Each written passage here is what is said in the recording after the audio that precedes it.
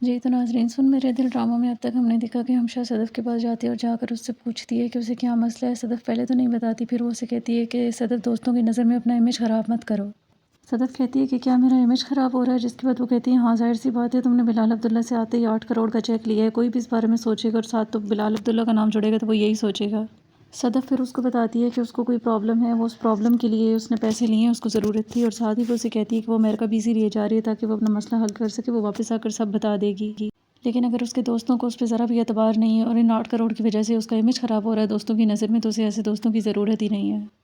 پھر صدف اٹھتی ہے اور اسے بتاتی ہے کہ تم عمار کو بھی اس بارے میں بتا دو، جس کے بعد وہ کہتی ہے کہ نہیں، میں اس سے بات ہی نہیں کرنا چاہتی ہوں ابھی۔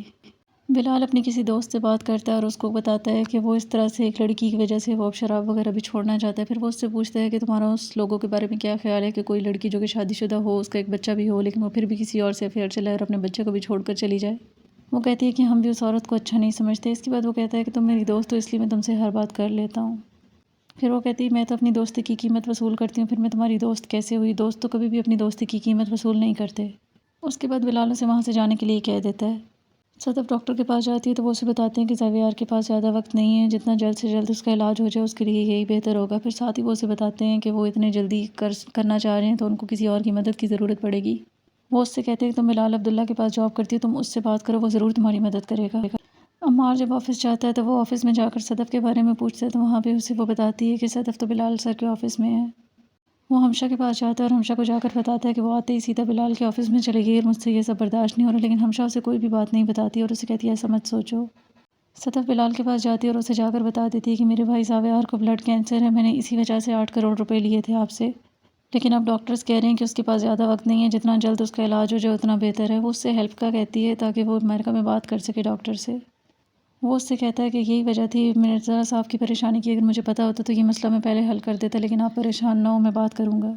پھر وہ اس سے پوچھتا ہے کہ ڈونر کون ہے، جس کے بعد وہ بتاتی میں ہوں ڈونر، میں اس کی بہن ہوں، میں ہی اسے ڈونیٹ کروں گی۔ پھر بلال اپنے ڈاکٹر سے بات کرتا ہے امریکہ میں اور ان کو رپورٹس وغیرہ بھیجتا ہے، ساتھ ہی بلڈ بھیجتا ہے سیمپل میچنگ کے لیے، تو وہ اسے بتاتے ہیں کہ سیمپل میچ نہیں ہوا ڈونر کا۔ پھر بلال اس سے بات کرتا ہے اور اس سے کہتا ہے وہ جلد سے جلد کسی اور ڈونر کا بندوبست کریں۔